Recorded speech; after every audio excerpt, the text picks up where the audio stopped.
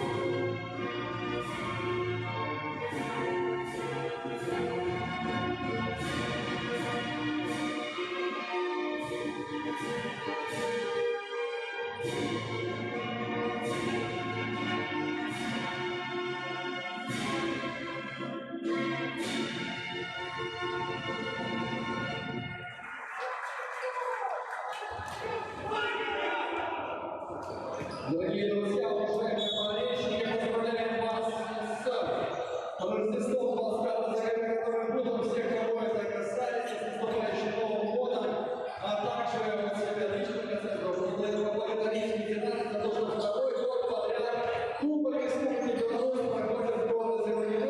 Спасибо им за это, для нас, для англичан. Кубок Беларусь это праздник намного больше, чем сам Новый год. Друзья, убедительная просьба относиться к болельщикам приезжих команд, а также команды соперника. Болейте свою команду, чтобы их сердце выступили сильнейшие.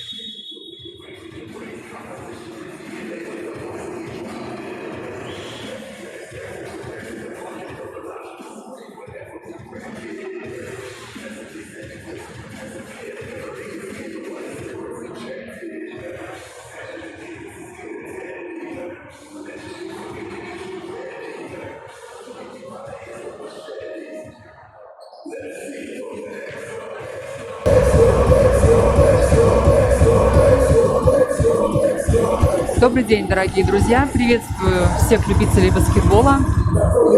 Сегодня у нас стартует 24-й Кубок Республики Беларусь по баскетболу среди мужских команд. С вами буду я, Ирина Жилач, и я рада действительно тому событию, которое начинается сейчас в Могилеве, в спортивном комплексе «Олимпиец». И вашему вниманию будет предложен первый матч, первая полуфинальная пара. Встретятся команды «Борисфен», хозяева места проведения Кубка, и «Рубон-Витебск».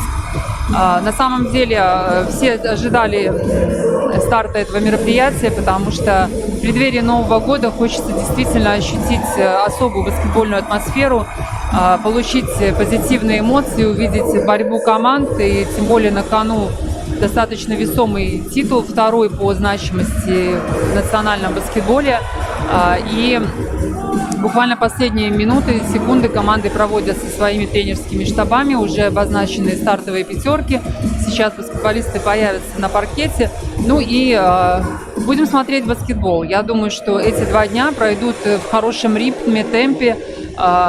Буду вас знакомить и с тренерскими отзывами, которые поступили накануне турнира. И также игроки многие высказались о том, какие ожидания у них перед стартом этих матчей.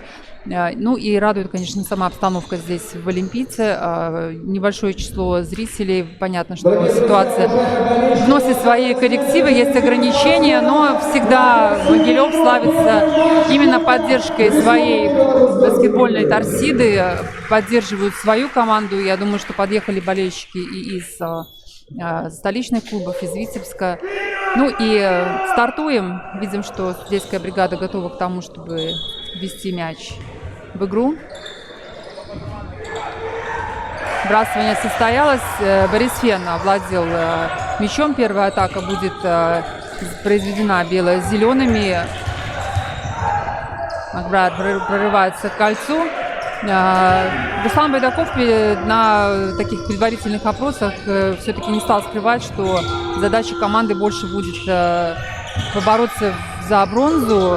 Таким образом, ну, не хотелось бы, конечно, чтобы задача на матч стояла просто разогреться перед завтрашним днем. Посмотрим, как будут развиваться события. Видим первую атаку в исполнении Рубона. Счет в этом матче открыт 2-0. Команды с 16 декабря имели возможность подготовиться к этому турниру. Видим, как сейчас Руслан Ищейко забивает. Кстати, Руслан по показателям является одним из лидеров в своей команде. В среднем за игру у него 13,5 очков. И он первый по голевым передачам, 7,2 паса дает в среднем он за игру. И фактически такое же количество очков, как он сам набирает в матче, забивается с его пасов. Промахивается сейчас Антон Зарецкий, который вот на такой действительно важный матч вышел в старте. Здесь пас в руки пришел ему от Овсепяна. Будет Антон атаковать? Нет, отдает в край на Макбрайера. Мяч сохраняет прописку у Борис Фена.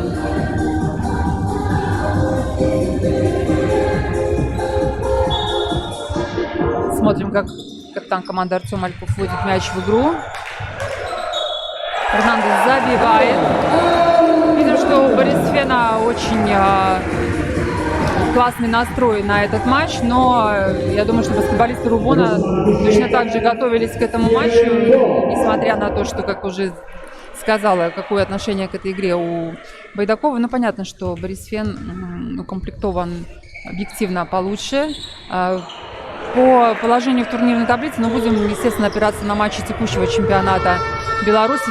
Успели все матчи быть сыграны, поэтому сейчас команды выстроились в следующей последовательности. Гродно 93 на первом месте, второе место у Цмоки Минск, третий Импульс Буир. Неточная атака сейчас в исполнении Борис Фена. Рубон будет атаковать. На четвертом месте Борис Фен, и пятерку замыкает Рубон. Ну, а у нас четверка, за исключением Импульса Буир, будет принимать участие в эти 2 дня в матче.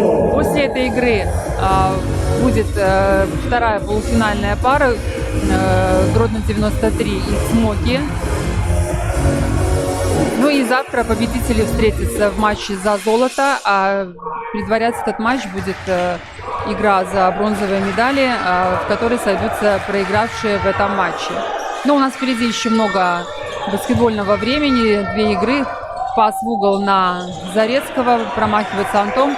Дебишев подбирает. Но Дебишев вообще хорошее очень приобретение Могилевского клуба в этом сезоне. Лидирует Брукс по подборам. По очкам тоже довольно высокие показатели. Фактически не намного он отстает от Макбрайера, у которого в среднем за матч 17,3, у Дебишева 13,8. Но посмотрите на число подборов. В среднем 10,7 делает он за матч. Ну и понятно, что с ростом 207 сантиметров молодой центровой очень здорово отрабатывает под щитами. Пока в матче счет 4-4, и Илья Полоневич вводит мяч в игру из-за лицевой линии. Пищейка так сейчас раздумывал, атаковать ли все-таки после паса Ткачука, после, простите, Полоневича. Эрнандес через край. Микульский быстро переправляет на Малькова. Хорошо сейчас разбросали пасами защиту, практически не используя дриблинг. Высокий темп пасов показал Борис Фен. И, в общем-то, озадачили тем самым защиту. Атаковали успешно из-за трехочковой линии. У Рубона короткая атака. Буквально со второго паса атаковал Виктор Овсепян. И попытка эта оказалась неудачной. Замена тем временем появляется на площадке у Рубона 11 номер Константин Сацук. 33 номер Руслан Пищейко отправляется отдохнуть. Ну а в атаке видим сейчас бело-зеленых. У рыцарей как раз-таки гораздо более амбициозные цели на этот турнир. Как сказал Андрей Кривонос в предматчевых интервью, что ставят своей целью победу. Невзирая на то, что какой состав сюда привезли Цмоки, а здесь примут участие топовые игроки клуба. Мы знаем, что в чемпионате в этом сезоне Цмоки стартовали с первых же матчей, не так, как в прошлых сезонах со второй части турнира, но в основном играли силами вторых молодых игроков. Вот этим объясняется пока вторая позиция Цмуков. У них при 13 играх 12 побед, 1 поражение. Но здесь в Кубке непосредственно примут участие, скажем так, лучшие силы минского клуба. Поэтому будет очень интересно понаблюдать. Илья Полоневич сейчас точным броском, атака из-за 3. Минимально делает счет ничейным 7-7.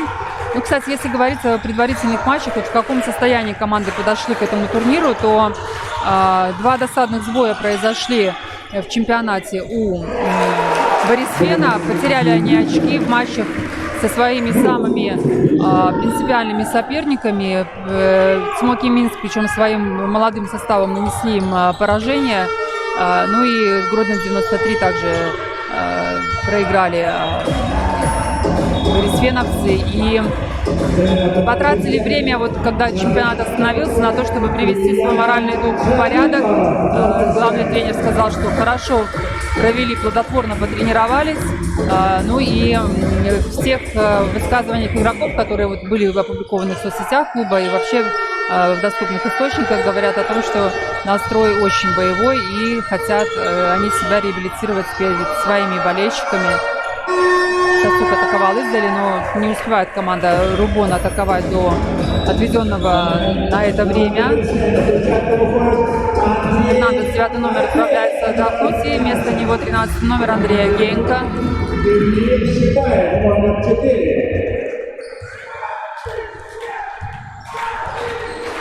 Ну а у Рубона как раз-таки перед в декабре, перед кубком, также были несколько матчей, но последний из них с Рором. Понятно, что конкуренции там быть не могло. Победа с крупным счетом. В Гродно проиграли. Ну и была еще одна игра с молодежным составом Цмоком. Здесь также ребята из Рубона оказались сильнее. Ну что ж, Данила Шибаев начинает атаку для Рубона. 4:40 остается сыграть в первой четверти. Сацук атакует издали, не точно. Видим снова, что никто не может перепрыгнуть до Бишопа под кольцом. Не обострял в этой атаке, не ускорял до Бишоп. Простите, Макбрайер. Потеря, но Микульский спасает этот мяч и вынуждает Сацука нарушить правила. И Константин получает свое первое персональное замечание. Ну а у Влада будет возможность 2 раза атаковать с линии штрафных бросков. Полоневич и Марсель Овсепян отправляются отдохнуть у Рубона. На их месте появляется Качан и Денис Сивацкий. Влад точен при первой попытке.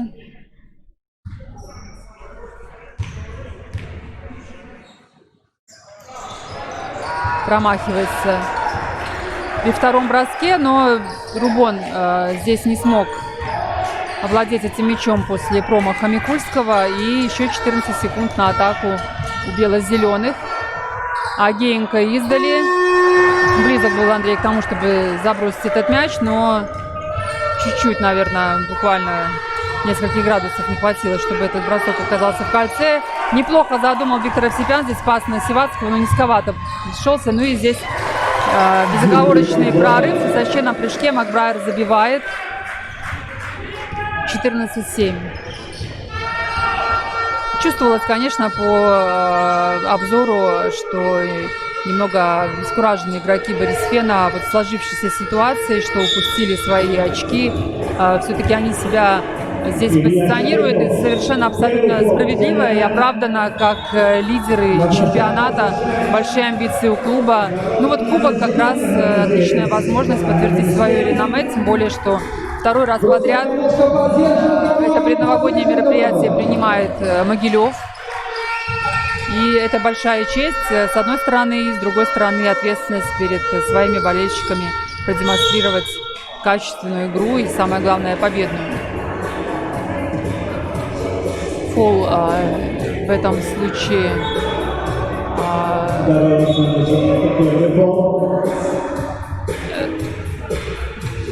нарушение игрока Рубона. Простите, не могу уточнить, кто именно сейчас фол получил. Борисфена, простите. Сейчас повторная атака в исполнении Рубона. Шибаев с мячом. Ну и здесь еще один быстрый прорыв. Забивает быстрым темпом. Видим, как хорошо с переводом мяча из защиты в нападение у Борисфена. Быстрая атака. Ну и команда отправляется на тайм-аут.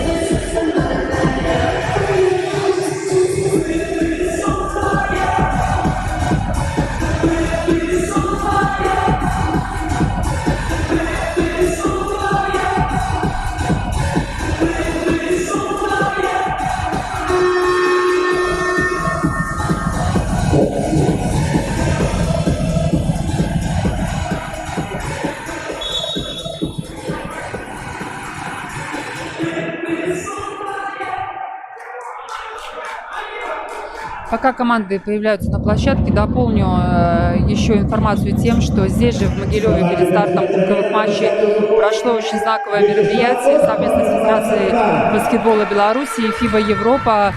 Здесь был осуществлен этап проекта «Шаг в будущее». Проведена баскетбольная эстафета с участием девочек 2007 года рождения и мальчишек 2008-го. И приняли участие воспитанники могилевских областных спортшкол и непосредственно Могилева.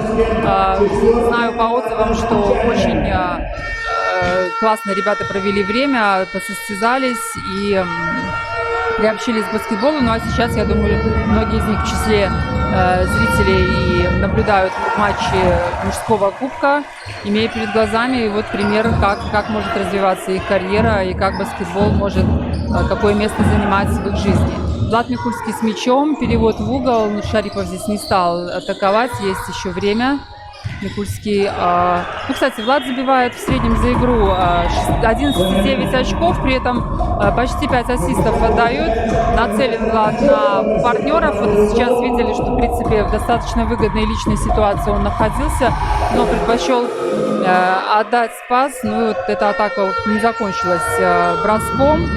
Рубон сейчас в нападении. Эрнесто Ткачук сейчас исполняет роль второго номера. Сейчас таким невысоким составом выступает Рубон.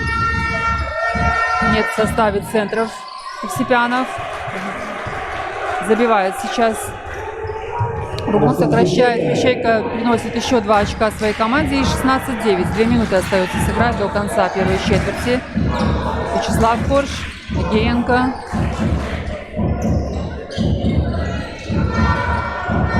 Зона обороняется. 3-2 Рубон. Вот снова Микульский был в достаточно выгодной ситуации, но нашел он партнера. Агенька забивает. Конечно, предпочтительнее 3 очка, чем 2, но как-то настораживает то, что Микульский не... В общем-то, Влад как раз известен своей нацеленностью на кольцо при каждом владении своим мячом. Но здесь демонстрирует более командную игру. Порш сейчас промахивается под 45 слева. 10-очковое преимущество создал Борис Фен за минуту 27 до конца первой четверти.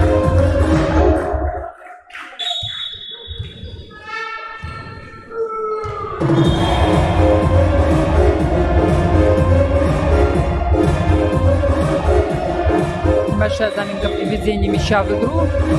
Замена вступает Каммингс, 8 номер вместо Фернандеса. Ну, Каммингс в этом сезоне появился в Могилевском клубе.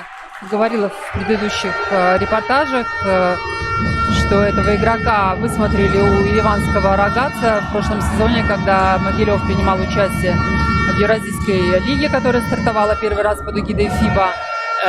И вот такие пути баскетбольные, такая баскетбольная миграция. В этом сезоне Каммингс защищает цвета Борис Фена. Ну, не сказать, что вышел он на те же роли, которые он исполнял в Рогатце. Потенциал этого игрока намного больше, чем сейчас он демонстрирует.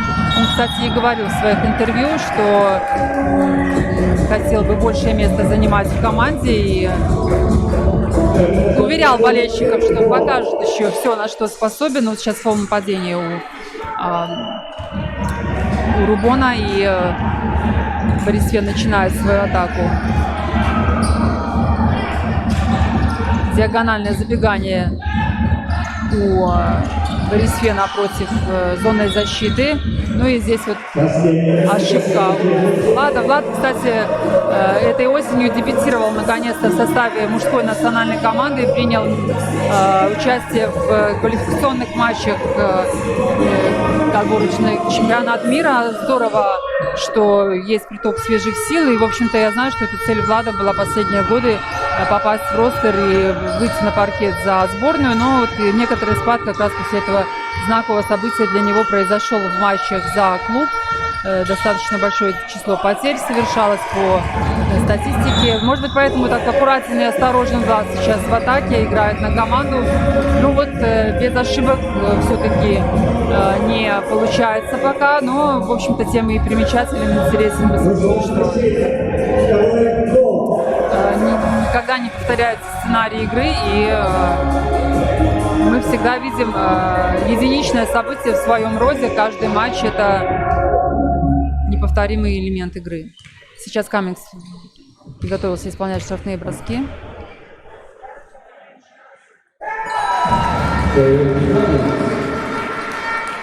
Точно в первой попытке.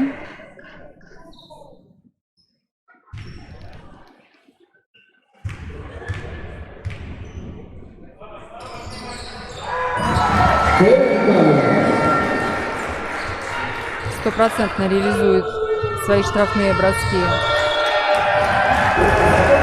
Кевин Каммингс. Ну а здесь заступ у Шибаева. И тут же замена. Илья Полоневич возвращается на площадку. Данил отправляется отдохнуть. Ну и такая же замена в задней линии у Борис Фена. Микульский покидает площадку. Артем Мальков появляется.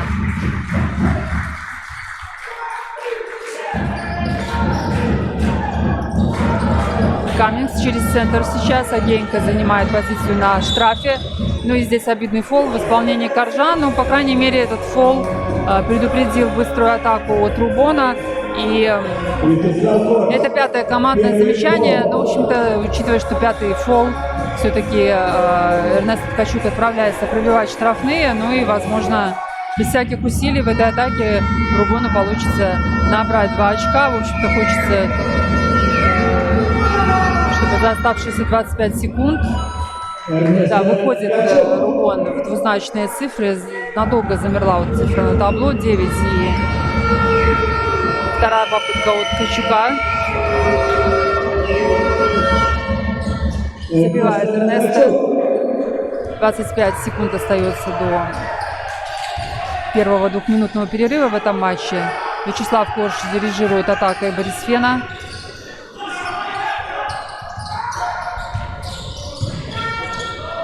Через Шарипова сыграли, но мяч вернулся на периметр. Мальков атакует, и капитан команды приносит еще 3 очка. Хорошо использовали время максимально.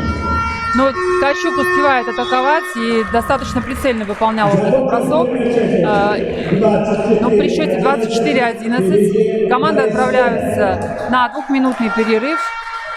И ждем их возвращения на площадку.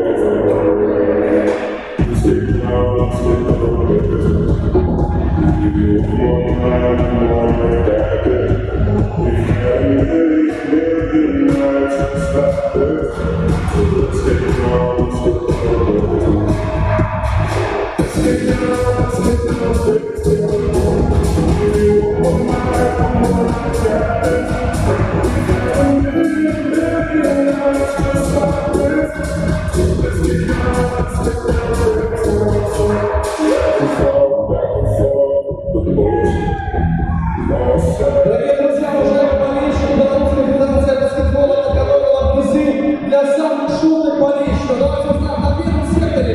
Кто самый шумный? Индивидуальный поклонник Антона Зарецкого, пожалуйста. Сектор номер 2, кто самый шумный? Прошу прощения, ну, ищем здесь, давайте. Вот здесь было громче всего. Ваш подарок. Здесь кто самый шумный? Вот так. Ловите. Еще есть 39 секунд. Бегу. Сектор номер 6.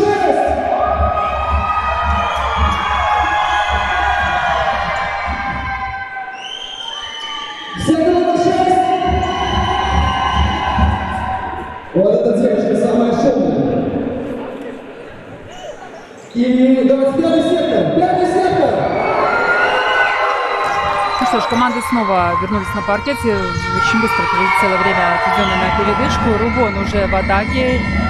Илья Полоневич слева. Сипян.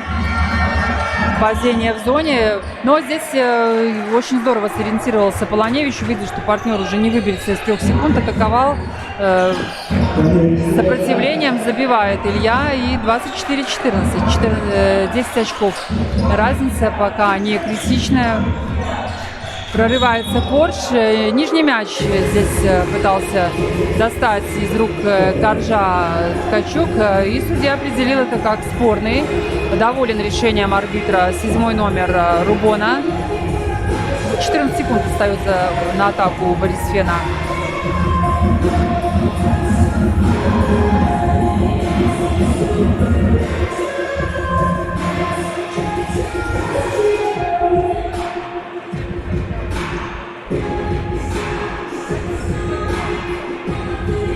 Команде осталось 5 секунд. 9 секунд остается на эту атаку. Привели в порядок секундомер.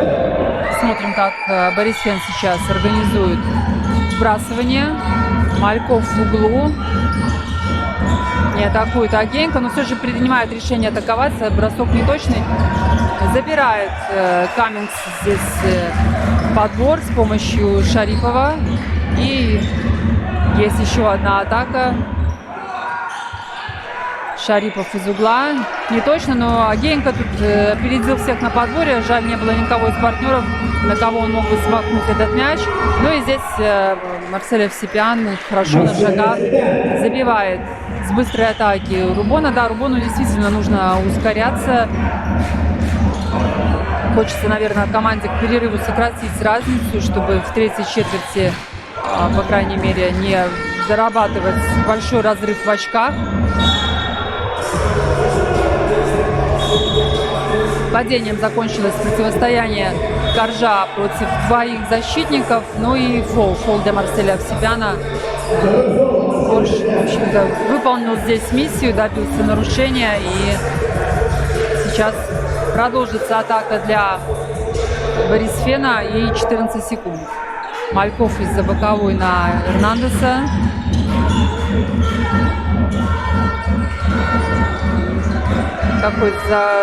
Хорошая задумка, но исполнение немного неточное, низковато для Дыбишева был такой пас и потеря Борисфена. Щейка здесь сыграл индивидуально, фактически стянул на себя половину защиты от Борисфена. Ну и Борисфен после неточной атаки быстро ответил. 26-16, те же 10 очков. 2 минуты сыграно во второй четверти. Теперь индивидуальная попытка атаки от Полоневича, но здесь Илья более успешен. По крайней мере, он добился права на исполнение 2 штрафных бросков. Кстати, у Ильи с процентом попаданий все нормально. Есть вероятность того, что пополнит он сейчас командный счет. Забивает Илья первое очко.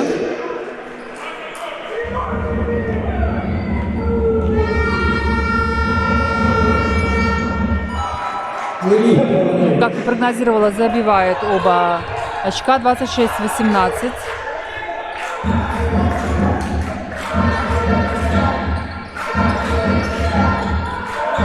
Классическое забегание производит сейчас Борисфен. Нашли свободного игрока в углу. Мальков туда сместился и уже ничего не мог сделать против него. 12 номер Алексей Качан. В принципе, успел только на то, чтобы проводить мяч, который к этому моменту уже был в сетке корзины. Здесь Каменск получает персональное замечание, но тем временем замена. Впервые в этом матче на площадке появляется Александр Харкевич. Дает отдохнуть Вячеславу Каржу и тепло приветствует его. Все-таки дорогого стоит, конечно, участие в Кубке на своей домашней площадке. Здесь вот недоразумение между Полоневичем и Овсепяном. Уходит мяч за пределы площадки.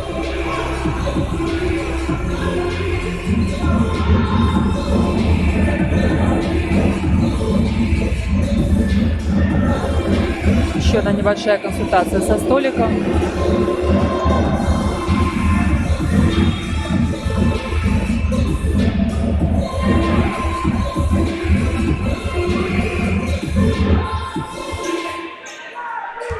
Александр Харкевич сейчас начинает атаку для своего клуба.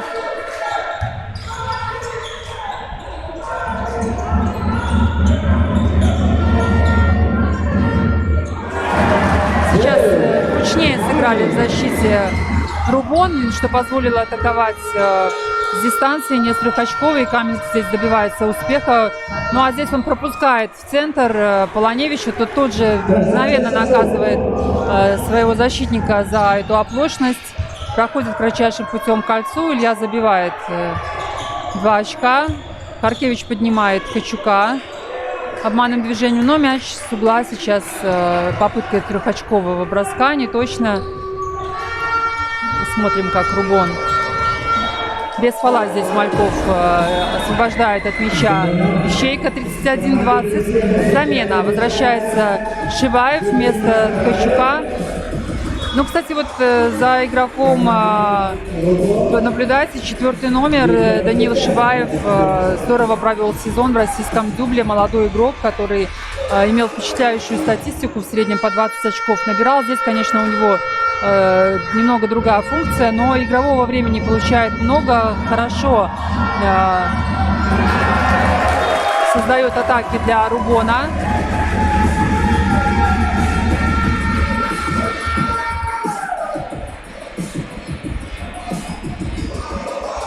Говоря о дубле, имела в виду, конечно же, российский дубль, аналог наших соревнований для молодежи в Беларуси, но в России он проходит с гораздо более широкой географией. Естественно, конкуренция там высоченная. Ну и вот Даниил после хорошего сезона выбрал продолжить свою карьеру в Беларуси. Как раз вот сейчас он забивает 2 очка, хотя как раз мотивируя свой выбор тем, что хотел больше проводить времени на площадке.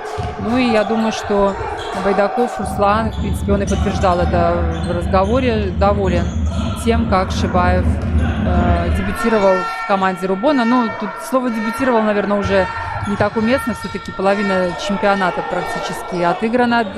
Сейчас Дебишев пытался заработать очки с дуги. Очень мягко, таким кошачьим движением Эрнандес забирает мяч у Рубона, и 33-22, плюс 11.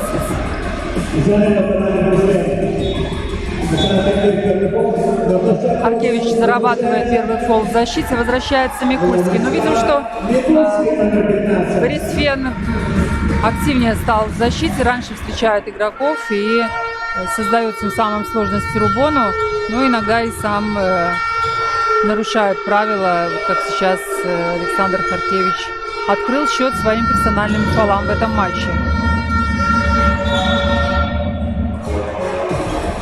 Не успел Микульский появиться на площадке, как также зарабатывает фол. Согласен он с арбитром, успокаивает Харкевич. Тем более, что буквально на этой же минуте побывал в аналогичной ситуации. Ну, конечно, по фолам ситуация невыгодная для Борисфена. Хорошо сейчас здесь Пищейко подработал мяч после Шибаева.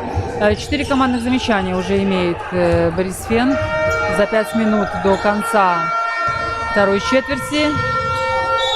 Непонятно, был ли это бросок или пас на Марселя Овсепяна. Посмотрим, что сейчас тут определит судья.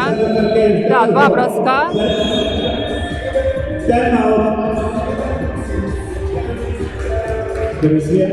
Тайм-аут берет Борисфен. Да, такой невнятный отрезок получился у команды, поэтому команды отправились пообщаться с тренерскими штабами.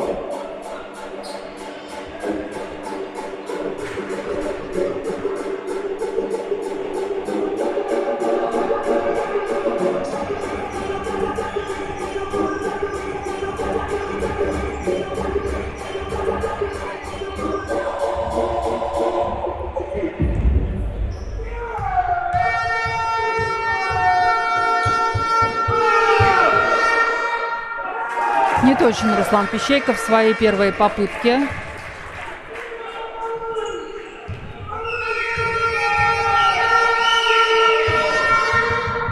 Забивает один из двух, 33-25. Ну что ж, посмотрим, как сейчас, какие выводы из тайм-аута и вообще последнего отрезка игры сделает Борисфен. Учитывая то, что клуб не скрывает своих амбиций и хочет лишить гегемонии Смоки, которые на протяжении более десятка лет уже являются постоянными владельцами кубкового трофея, то, конечно, нужно наращивать и взаимопонимание, и темп, готовиться к тому, чтобы подтвердить свои слова делом. Местами очень неплохо у Борисфена, но есть и тревожные моменты. Эрнандес сейчас атакует издали не точен. Пищейко не овладевает мячом, но подбор отдает такой верхний пас на Овсепяна. Он, сам же Руслан успевает бороться за мяч и на противоположном щите. Быстро переключились от защиты к нападению, и еще 2 2 броска будет в исполнении Руслана с штрафной линии.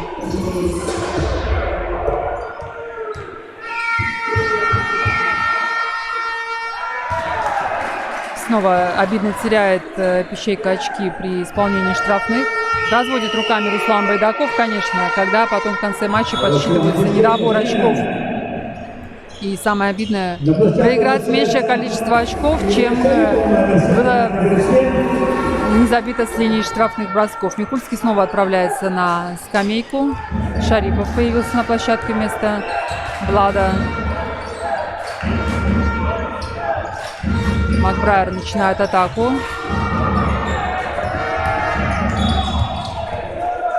Вынуждает Руслана Пищейка нарушить правила.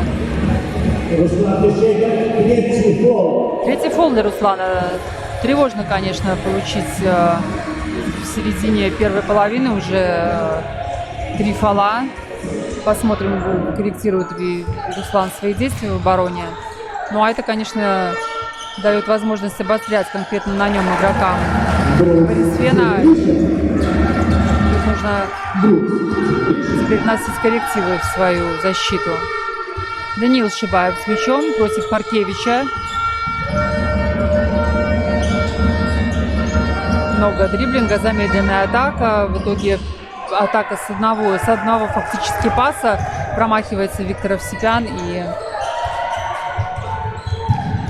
перемещается игра на противоположную часть площадки. Александр Харкевич. Отличный пас на Эрнандеса, но не стал он, в принципе, использовать пространство, которое перед ним было открыто, но хороший получился бросок, точный у Шарипова, поэтому совершенно оправданная передача. Дебишев тут наградил Шибаева блокшотом. Наверное, не скоро появится у Данила желание заходить еще раз под 19 номера. Сложно его перебросить.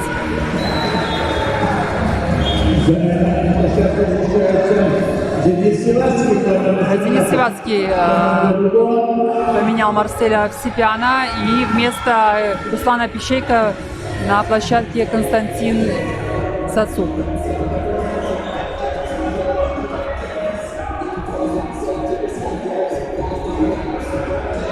Кстати, именно Константин Сацук является лидером по очкам у Рубона. 13,7 в среднем забивает он за матч.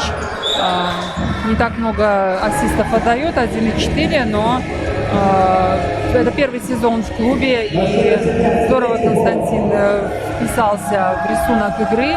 Хорошее взаимопонимание и с командой, и с тренером. Вообще он является воспитанником Гомельской баскетбольной школы, но затем прошел подготовку в столичной системе баскетбольного образования в ЦМОКах. Ну и вот самостоятельную баскетбольную карьеру начал здесь. Игрок первой пятерки, отрабатывает очками. Дебишев снова зарабатывает 2 очка для своей команды. Видим, что чуть-чуть уже снял напряжение в защите. Отступает Борисфен. 2:30 остается до конца этой четверти. 40-26.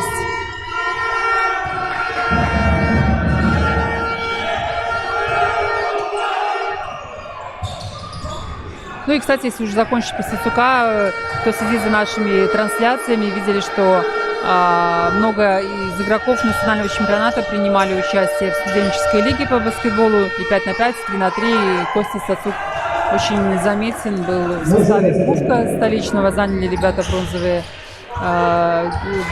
медали, завоевали. Ну и здесь Рубон довел атаку до логического конца. Дебишев атакует с периметра так, как будто бы это его основной функционал. Снова не точно. И слэм-данк от Макбрайера. Это какая-то расслабленность в нападении. Снова отбрасывает назад. 42-28. 14 очков преимущества за минуту 30. Но не справился Рубон с задачей подтянуться к большому перерыву.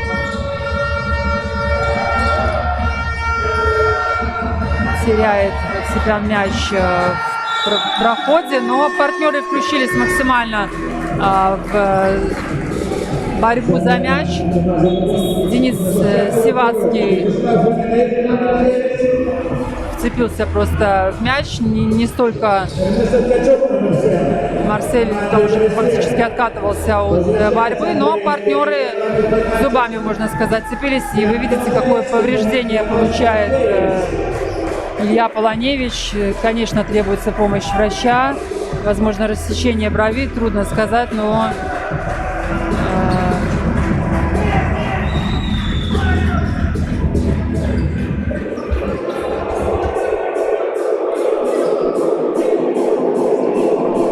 к сожалению, неизбежны контакты. И вот здесь будем надеяться, что Илья не выпадет до конца матча. Все-таки его роль очень ощутима за Рубон.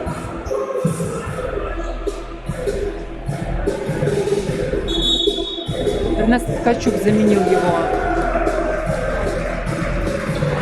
на площадке. Максим Корж вводит мяч в игру. Вячеслав Корж, простите.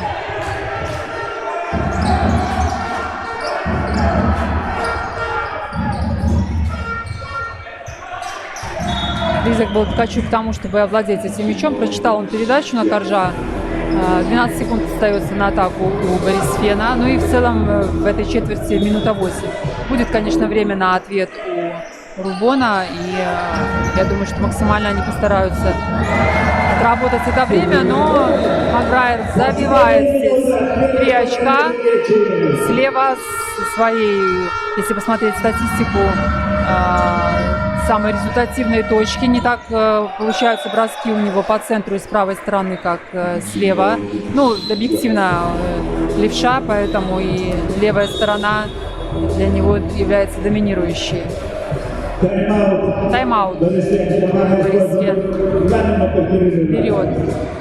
За 50 секунд до конца этой четверти команды отправляются пообщаться с тренерами. Ну и, конечно, небольшая передышка перед последней минутой первой половины матча.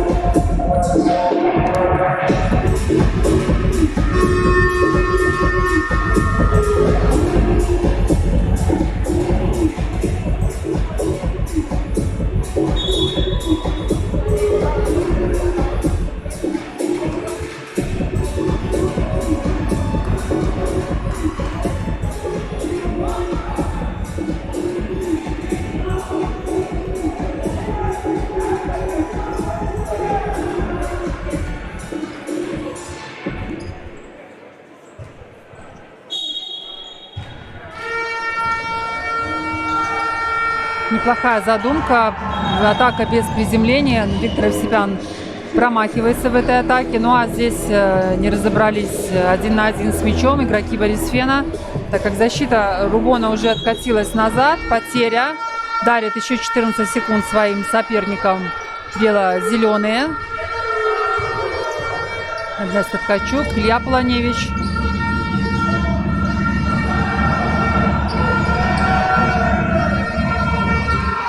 Виктор Евсипян из угла. Но успевают атаковать и совершить подбор, поэтому продолжается атака для Рубона. Здесь ошибка. Корж останавливается. Все-таки будет позиционное нападение. Но, в общем-то, все правильно. Не нужна сейчас быстрая атака, чтобы поставлять время еще на атаку Рубона. И здесь хороший вывод на открытый бросок Де Бишопа. И Брукс с шагов забивает слэм-данком. Эффектная атака. Будет еще фол. В положении лежа Андрей Генко успевает сфолить. И так как у Борисфена есть 5 командных, будет пробивать Ткачук штрафные. При том, что время в первой половине матча истекло. Но посмотрим, может быть, детский столик пересчитает секунды. И еще будут какие-то буквально доли секунды на атаку, на ввод мяча. Но пока Ткачук будет выполнять штрафные.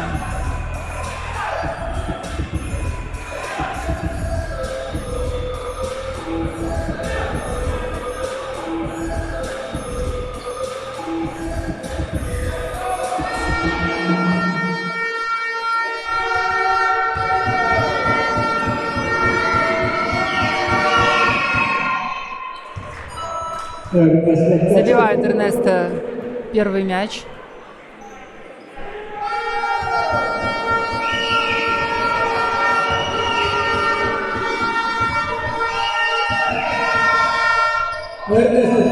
Также он точен при второй попытке. 6 очков на счету у Эрнеста.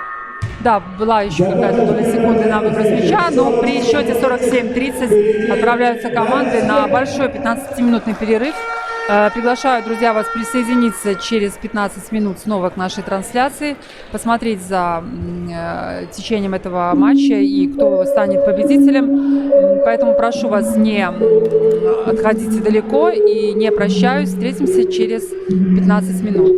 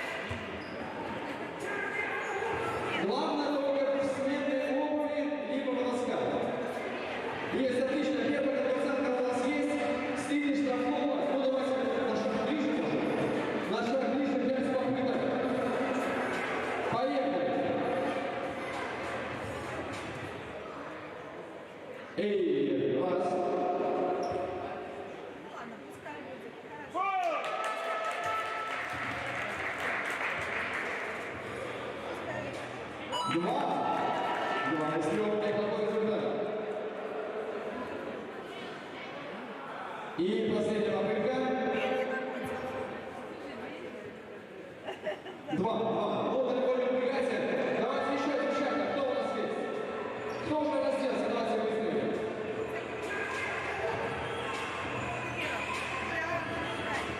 Готовы? Вот с этой линии можно поближе. Раз попытка. Давайте смелее. Два.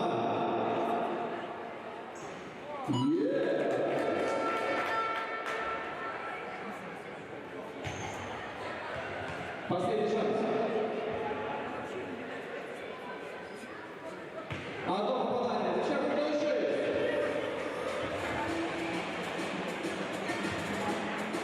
Отлично. Вижу в глазах. Кстати, победа можно в конце этой линии. Да, вот поближе. Раз. Кстати, скорее, у нас не так много времени.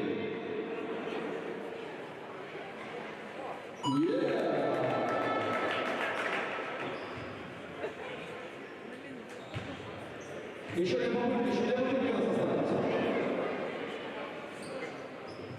И последний. Есть попадание. Здорово, друзья. Аплодисменты. Давайте еще одно попробуем. И потом идем к матчу, когда много времени у нас остается. Давайте лучше живее, девчата. Самый лучший результат 3 попадания, да? Можно поближе подойти на шажочек. 2.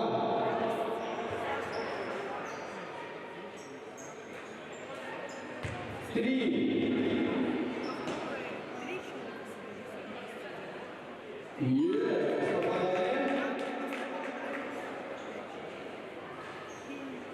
К сожалению, больше попадания. Давайте, у нас есть одна участница с тремя попаданиями и 2 с половиной попадания. Идем сюда. Все девчата, которые попали 3 попадания, 2 попадания. Идем скорее быстрее. Отдаем ваши призы. За первое место. Где, девчонки, еще быстрее. Это тебе, Федерация баскетбола Беларуси. И это кубок участница. Наклейки и календарь зажига. И где третья участница? Ушла? Так, ну давайте совсем маленькие. Раз, два, три. Идемте, выходите. Раз, два, три. Все, давай быстренько. По 5 бросков каждый. Поехали. По очереди писать. Раз. 2. Есть попадание?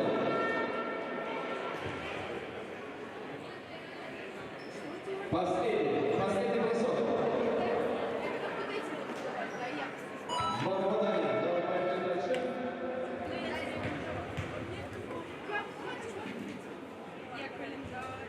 Можно поддержаться, это тяжело.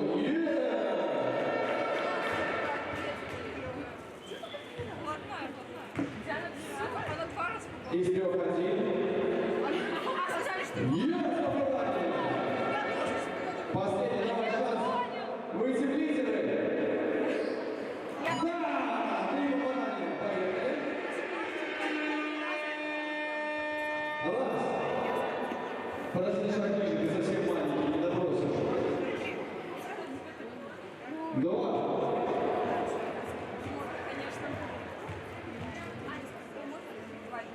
3. Давай немножко ускоримся, мало времени осталось.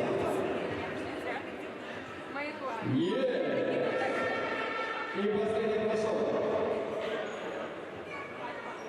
Есть, отлично попадание.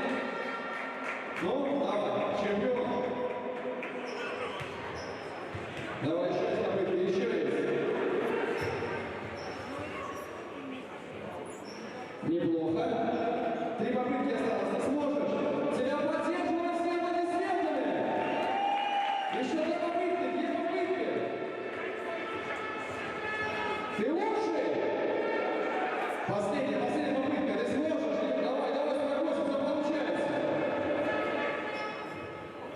Да, еще один шанс. Последний, самый последний шанс. К сожалению, друзья, все мальчики, которые бросали, подойдите ко мне, все получают подарки. Все, кто бросал, подойдите ко мне, все получают подарки.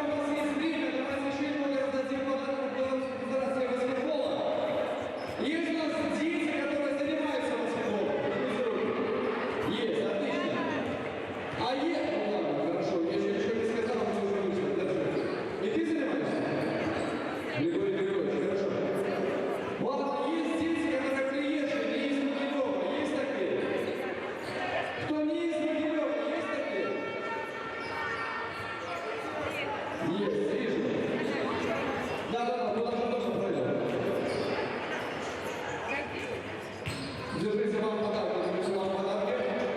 В маске присветите. Ничего себе, из другого города. Давайте на сектор номер 6. Дети, то есть приезжие у нас есть? Есть дети. Откуда приехали? Не успели придумать. Со Слуцка? Вот эта девочка, видать, явно приезжая. Держи, может, немножко музыки надо добавить, чтобы было не так скучно. Держи тебе и тебе.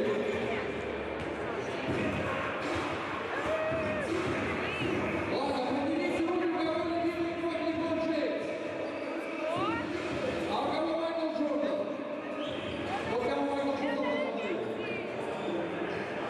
Ну ладно, я шучу. Дети, все самое лучшее дети. Давайте, дети. Хорошо, держите телефон. Еще дети есть? О, вижу, посмотрите, посидите, стесняйтесь. А что ты стесняешься? Держи.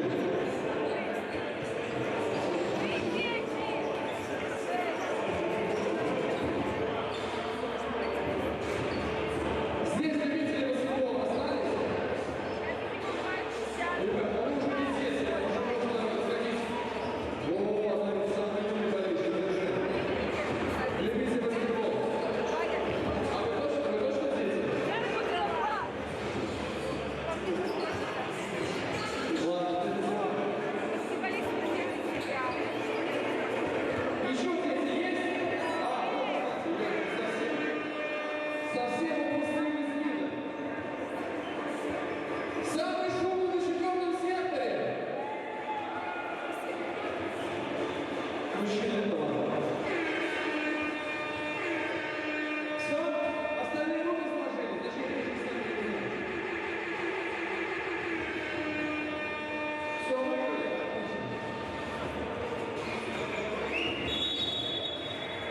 Все, друзья, во время баскетбола, во время вашу любимую команду, поддерживайте их, топайте, создавайте шум на трибунах.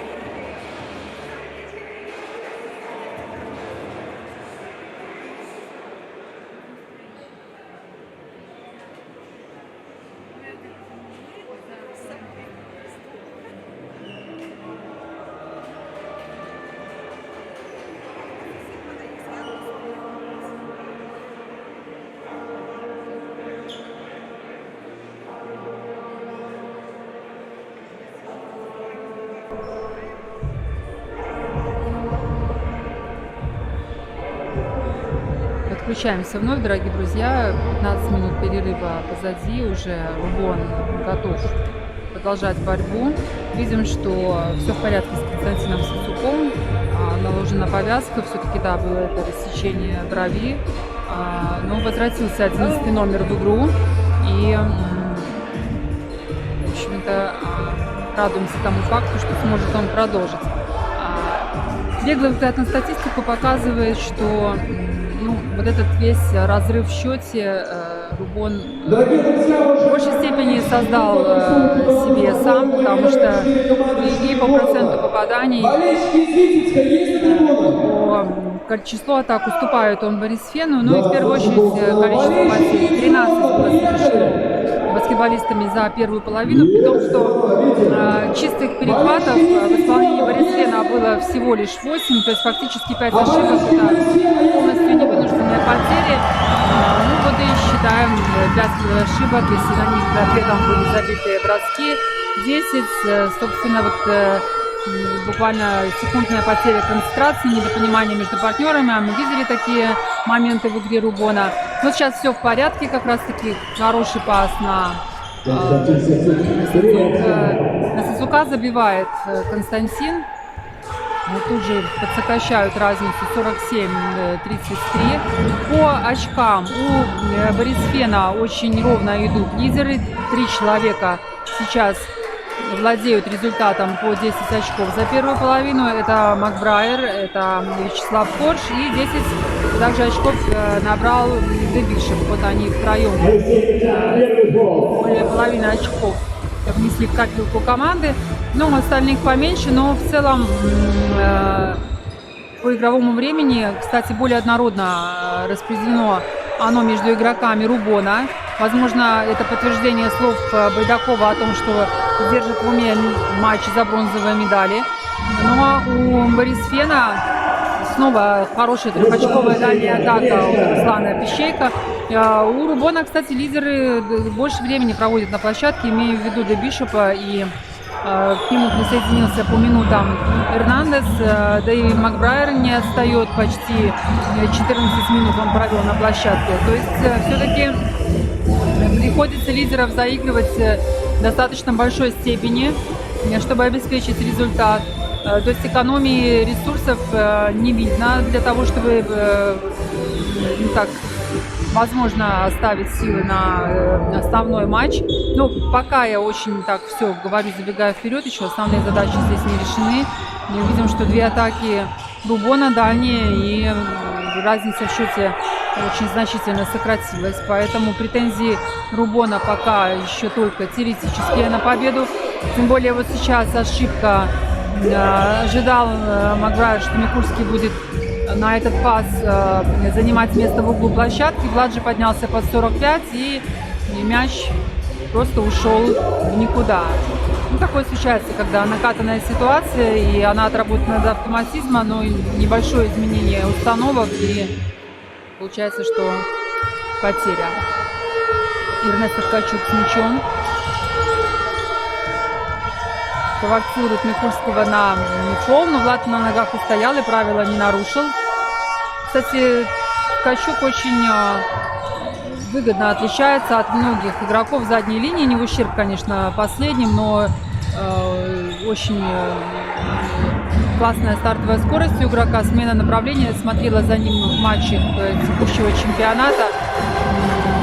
Импонирует вообще его техника, оснащенность, но восстанавливается еще Эрнесто после травмы, поэтому, наверное, не демонстрирует всего своего потенциала, но впереди еще половина чемпионата, да, и вот в эти дни есть у него отличная возможность показать нам весь свой игровой потенциал. Промахивает сейчас Мальков.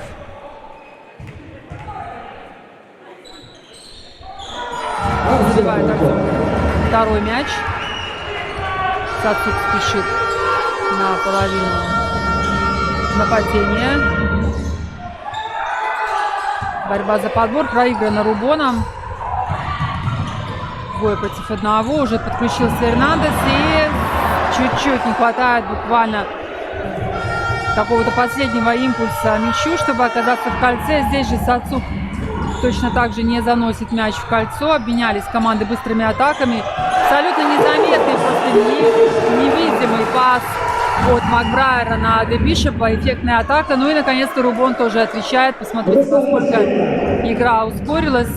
Всплеск просто скоростей. Посмотрим, как долго смогут команды поддерживать этот ритм. Ну вот вмешивается судейский свисток. Я думаю, что отдохнуть нужно. На больших оборотах сейчас команды провели последние 4 атаки. Вот видим, как просто какой-то, не знаю, 1/3 кисти отдавал сейчас Макбрайер пас на Де Бишопа, вы видели в повторе. Ну а сейчас он выполняет штрафной бросок, забивает.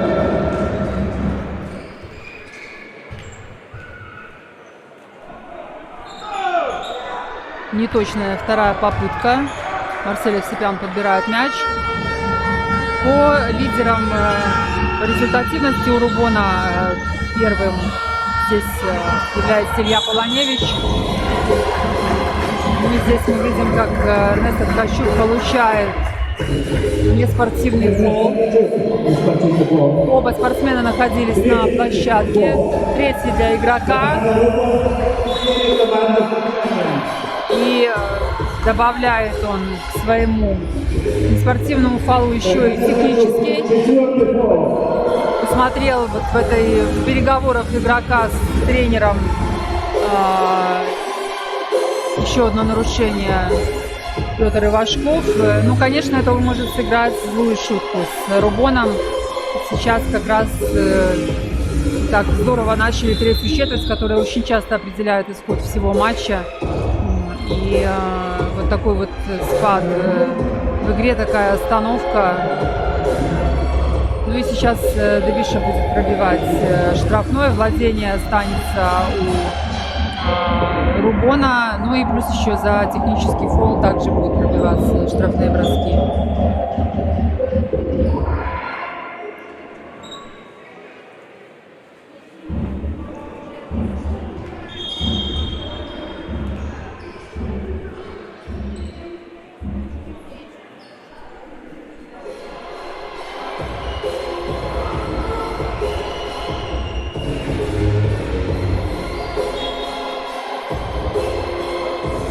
Замена у Рубона. Покидает Эрнесто Ткачук площадку, и вместо него Данил Шибаев возвращается в игру. Тем временем Де Бишоп пробивает, штрафной забивает. Ну и еще 2 штрафных. Он же будет их исполнять. Ну и плюс еще владение останется у Борисфена.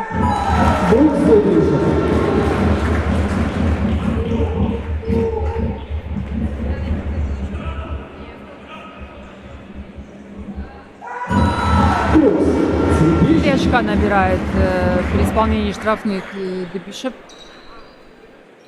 Записывает на свой счет уже 15 очков.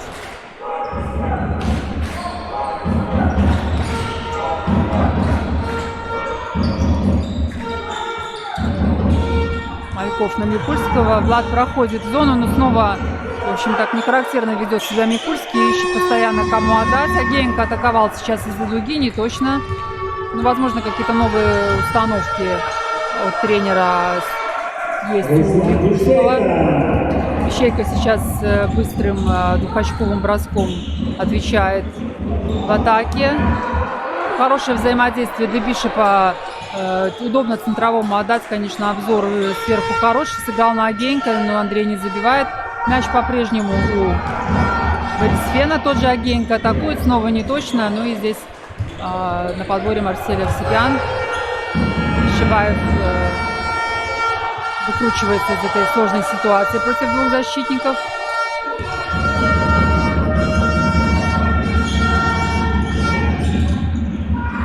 Полный оборот на 360 пришлось сделать Ищейка, но не смог тут Руслан реализоваться в этой ситуации. Спокойная атака сейчас в исполнении Борисфена. Ну, конечно, не может не повлиять это все произошедшее на площадке на Рубон. Микульский забивает 3 очка. Ну, кстати, если посмотреть статистику, не так часто атакует Микульский. Из-за 3 это его, наверное, такая болевая точка, дальние атаки. Но здесь у Влада все отлично получается. Забивает он 3 очка. Снова нарушение правил. Сейчас нарушает Макбрайер. Присутствует нервозность. Видим, что сейчас от судей будет зависеть на то, насколько они контролируют ситуацию. Тем временем замена. Вячеслав Корж появляется на площадке вместо Малькова. Но инцидент исчерпан. Успокаиваются игроки. Сацук вводит мяч. Ну и Шибаев начинает атаку. Атакует Сацук. Ну, такая все-таки дуэль сейчас, если вы видите, незаметная происходит между Макбрайером и Сацуком. И вот этот проход, я думаю, это как раз ответ первого номера Борисфена. Хотел он выяснить отношения 1 на 1. Не получилось у него эффектно забить. Сейчас он же против Шибаева. Ну и Шибаев здесь, даже не отрываясь от пола, не в прыжке, нарушает правила. И Макбрайер будет исполнять штрафные броски.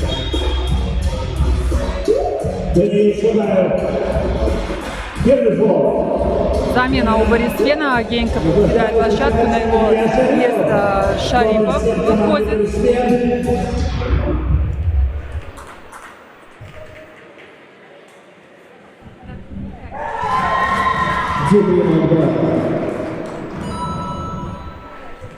Точно Дюпри. Макбрайер забивает.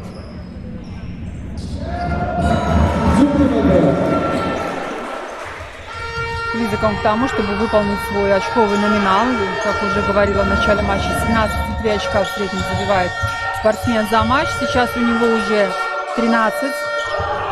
Хороший перехват от Коржа. И еще 2 очка. Очень эффектный бросок с высоченным полетом забивает Макбрайер. И тайм-аут для Рубона.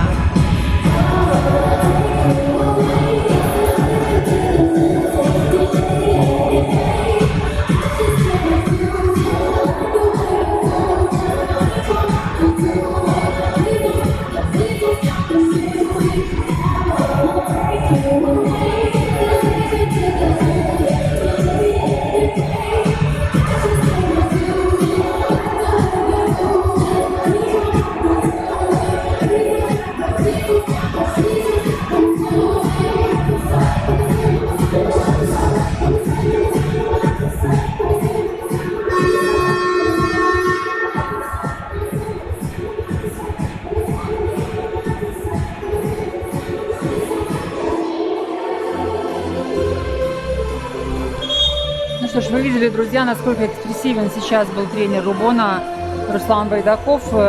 При том, что сам же он не ставил победных амбиций, задач на этот матч, но как любой спортсмен, уже находящийся на тренерском мостике, не может не полностью выкладываться в этом матче. Я думаю, что именно к этому призывает своих игроков. Сейчас посмотрим, найдет ли вот такой пламенный спич тренера отклик в душах спортсменов. Ну, очень хочется верить, что на одной волне с тренером сейчас находятся игроки, и получится у них сейчас. Ну, классный, действительно классный отрезок был в начале третьей четверти, но вот этот темп показался сбитым. Хорошо сейчас атакует Алексей Качан, забивает с дистанции, сложный бросок, индивидуальный, с сопротивлением. Но очень нужны сейчас очки и командная игра Рубону, чтобы удерживать этот матч и сокращать разницу. Сейчас Макбрайер хорошо рассчитал своего защитника, отдавал на Шарипова, но и свое пространство у него было. Пищейка издали. Было время на подготовку у Руслана. Я думаю, что и дыхание восстановил, все сделал как в учебнике. Забивает, но здесь ответили очень быстро игроки Борисфена. Не успела защита Рубона в полном составе вернуться. Илья Полоневич против Шарипова. Отлично обороняется Борисфен. Если не ошибаюсь, Дебишев не дотягивается до Полоневича, но Илья все равно не точен. Длинный пас от Коржа. Который раз не атакует Микульский. Здесь Дебишев больше готовился уже к подбору, подседал на прыжок и потеря. Является Антон Зарецкий и отправляется отдохнуть Макбрайер. Вместо него Дэвин Каммингс, 8 номер. Віктор Овсепян, номер 14.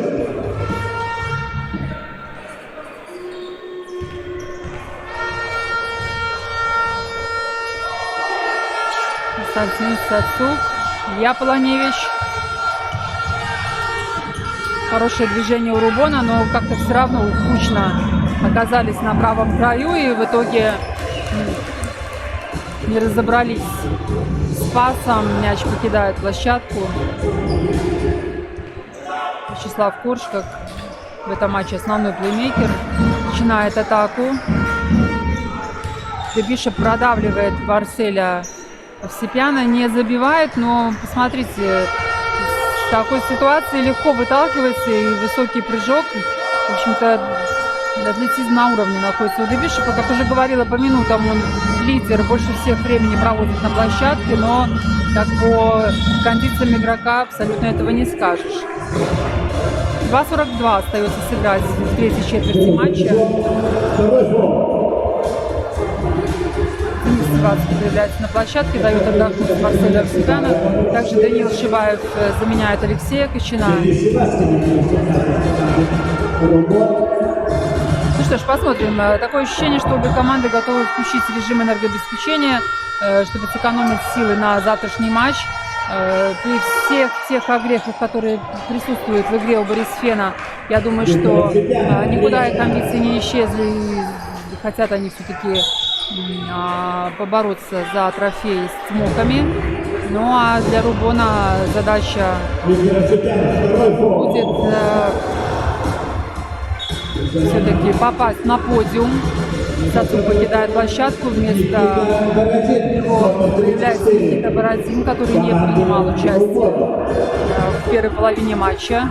Мы видим, да, что все игроки задействованы. Пока у Борисфена единственный, кто не появлялся на площадке, это Александр Копачев. Все остальные игроки с обеих сторон уже приняли участие в игре. Буквально ненадолго появлялся Вячеслав Фоминых. 1,5 минуты провел в первой четверти. Это российский игрок в составе Рубона, 2,18 рост, молодой игрок. Но пока вот игра все-таки не предполагала такого рисунка, чтобы позволить ему много времени провести, но здорово сыграл Корж, блокшот, и он же сохранил мяч, и быстрая атака от Борисфена. 65-48, 2 минуты остается сыграть командам. Даниил Шибаев,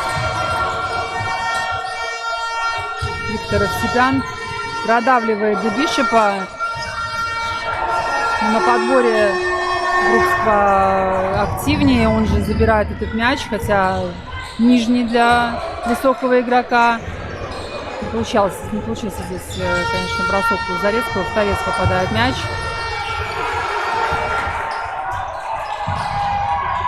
И там шаг в атаку.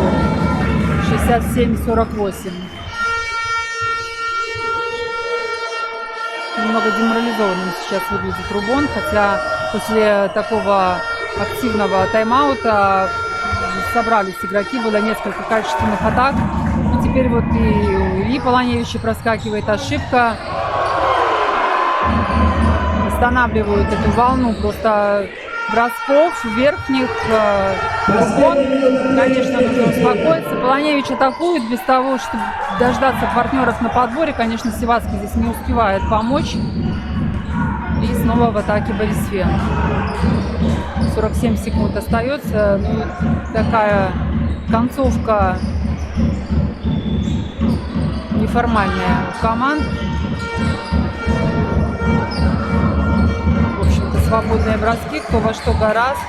Ну и, конечно, во всем этом спорте успешнее Борисфен. 30 секунд остается на атаку.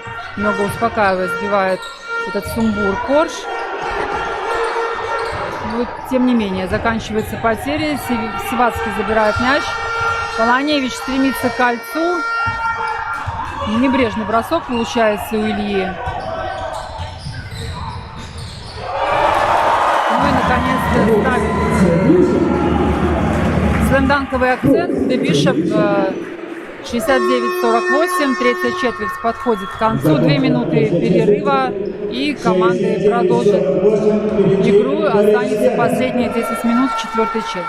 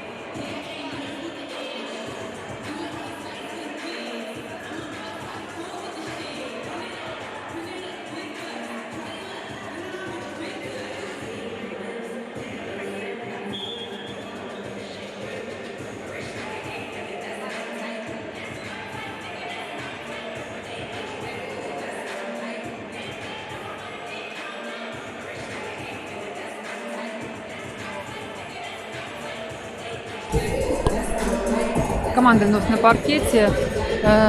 Наверное, вот эта четверть показала классический пример того, как одно неверно принятое решение может перевернуть весь рисунок игры. Имею конкретно в виду тот фол, неспортивный фол Эрнеста Ткачука, который привел вот к такому всплеску эмоций, с которым не справился и сам спортсмен, судя по всему, он так и не появится на скамейке запасных. И вот эта реакция эмоциональная тренера также является следствием этого эпизода, потому что затем последовал технический фол. И все это привело к тому, что Рубон, имея даже заметное усиление по игре, не смог сохранить этот запал, этот темп. И сейчас игра, особенно концовка третьей четверти, приобрела такой сумбурный характер. Но посмотрим, может быть, вот эти 2 минуты передышки все-таки приведет в равновесие эмоциональный фон Рубона. Хотелось бы, чтобы все-таки четвертая четверть была качественной с точки зрения баскетбола. Пока фолы получают игроки Борисфена, по-прежнему мяч у Рубона, Марсель, Виктор Овсепяны и атака Алексея Кочина. Кстати, он славится своими снайперскими качествами. Здесь первый на подборе оказался Пищейко. Как уже говорила, у Руслана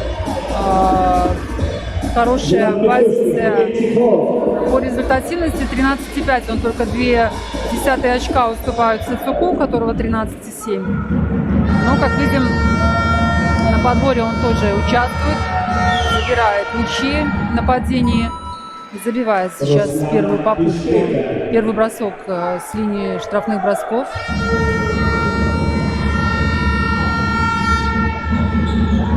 Неточная вторая, ну тут с 50%, по-моему, точностью пробивал свои штрафные Руслан. Разбросали просто. Периметр работал отлично, но вот Эрнандес задержался в зоне 3 секунд. Арбитры это не оставили незамеченным, нарушение правила 3 секунд, и Мяч снова у Рубона. 69-49, 9 минут игры, минус 20.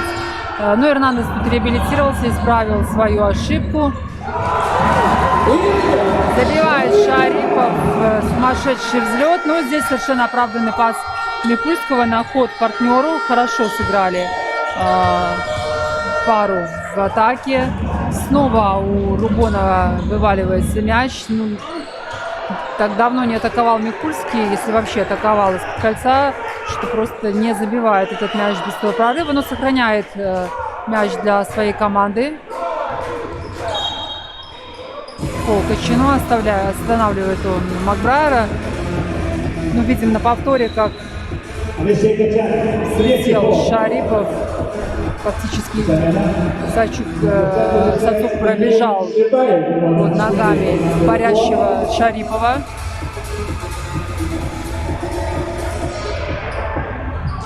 Макбрайер бросает из-за боковой. 71-49.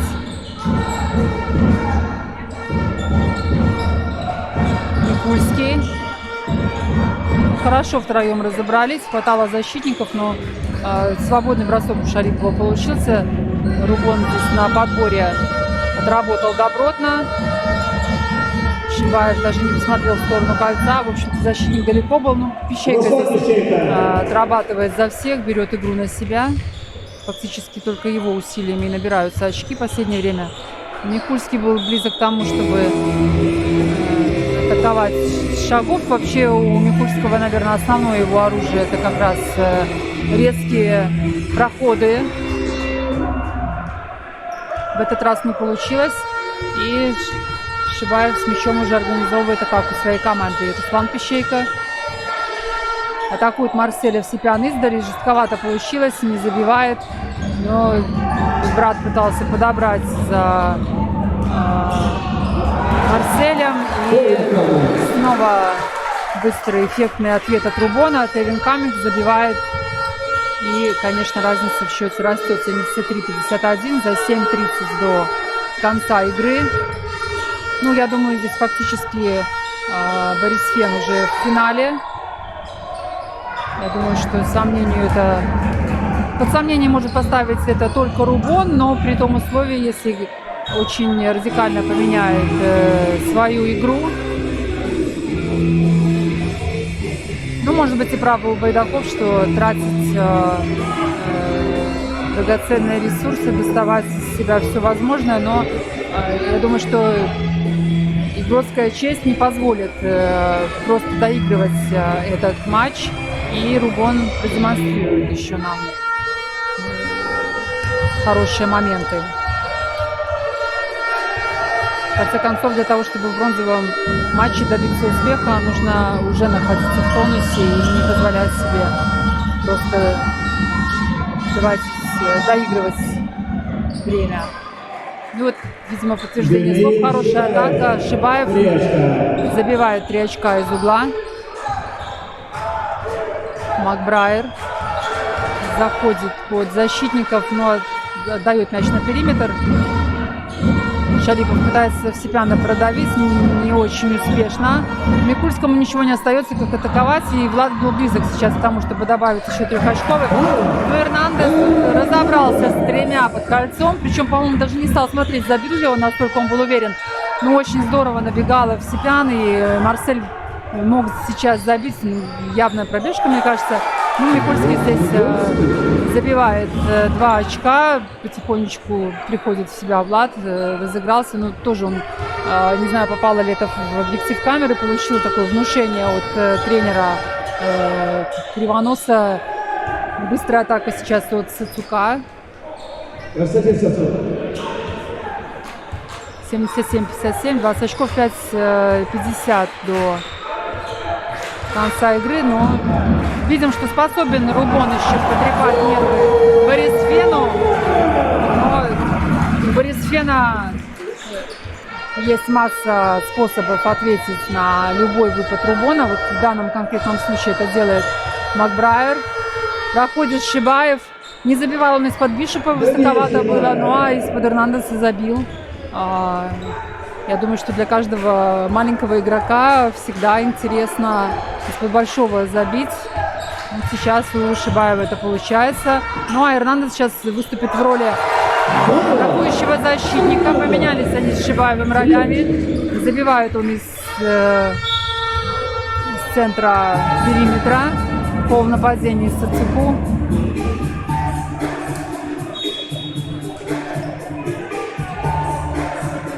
Константин Сацук. Второй фол. Второй фол у Константина. Не критично по фолам. 3 фола у Борисфена. Команды 2 у Рубона.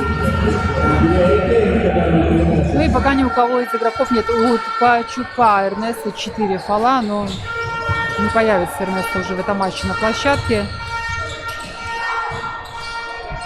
Макбрайер поднял Шибаева. И свободный пас на Генька. И Андрей забивает, при том, что убегал на него Фоминых. Вот 9 номер, о котором говорила, с ростом 2,18. Российский представитель в составе Рубона. Способен он, конечно, усилить игру под щитами. Здесь сейчас игра построена на бросках издали. И Корж забивает 3 очка по результативности. Был близок Каменец к тому, чтобы перехватить этот мяч. Четвертый фол. Команда Борисфен. 4 командных замечания. 18 очков у Макбрайера и у Дебишева. Они вдвоем лидируют в ростере у Борисфена. Ну а у Рубона 21 очко у Руслана Пищейка. Здорово, Руслан работает индивидуально, даже в моменты, когда у всей команды не ладится, берет игру на себя и, в общем-то, превысил свой среднематчевый норматив 13,5. В этом матче уже 21. Однозначно эту игру может Руслан свой зачет записать. Появился на площадке Копачев, о котором говорила, что еще не будет Шикадил, 21 номер. Шибаев тут ускоряется, отрывается от Коржа и забивает. 3:45 остается сыграть в этом матче. Напоминаю вам, дорогие друзья, что следующим матчем в 17:30 на площадке выйдет вторая полуфинальная пара Цмоки и Гродно-93. Я думаю, что стоит обратить внимание на этот поединок, так как в составе у Цмоков лучшие силы. Здорово. Пачев хоть и появился в 4-й четверти, но посмотрите, как сразу же, не без разогрева, эффектно атакует. Моментально на это реагируют трибуны. Еще раз Алексей Качан, попытка из-за дуги сейчас точно Алексей забивает 3 очка. Ну вот оправдывают мои надежды обе команды. Зрелищная 4-я четверть. Пусть здесь сейчас не определяет результат, он, в общем-то, уже понятен, но я думаю, что зрители и наша интернет-аудитория будут рады увидеть просто красивый баскетбол. И команды создают для нас эту картинку, атмосферу. Я думаю, что антураж сейчас вполне соответствует кубковой встрече. Каменц тут выдирает мяч, забирает все-таки Рубон. Вышли с преимуществом, Полоневич забивает. Не успевает Александр Павлович воспрепятствовать этому броску. На секунду возвращусь к ростеру Цмоки и Минск, чтобы так сделать промо следующему матчу. Забивает сейчас Александр Павлович. Все те игроки, которые играют в ВТБ, которые в чемпионате национального счета появлялись на площадке, сегодня будут здесь, на Могилевском паркете. Роберт Лоури, и Том Слейманис, и Артем Пороховский, недавно подписанный клубом, и Крис Клайберн. Пожалуйста, прошу вас подключаться в 17:30 к трансляции. Ну а сейчас Вячеслав Корж еще дописывает очки к своему индивидуальному балансу в этой игре. 8 на счету Вячеслава. Фоминых с разворотом, ну и с левой руки забивает сейчас 9 номер. Удачная атака для Вячеслава. Ну, что тоже немаловажно, поиграть, побыть внутри матча. Не так много времени пока Вячеслав проводит на площадке. В среднем забивает пока немного, 4 очка за игру и 3 подбора. То есть для него, конечно, вот этот сейчас на повторе, так как раз в исполнении, и понятно, что Тагенко Андрей ничего не мог противопоставить такому рослому атлету. Ну и сейчас Фоминых будет еще выполнять штрафные броски. Возможно, допишет очки уже набранным. Нет, промахивается Вячеслав при первой попытке. 22 года, молодой игрок. Не забивает, но есть возможность еще произвести атаку. Но здесь Агеенко фалит, наверное, опираясь на то, что пока не важно с штрафными у Вячеслава. Ну и, собственно, шансов тут перепрыгнуть, как-то по-другому помешать абсолютно не представлялось возможным.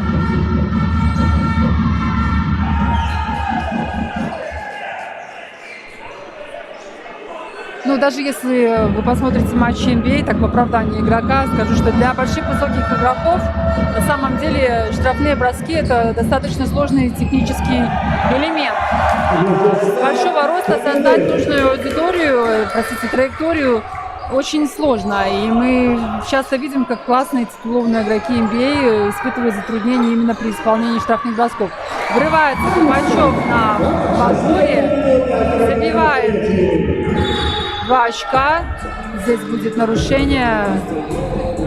Каменс сыграл ногой.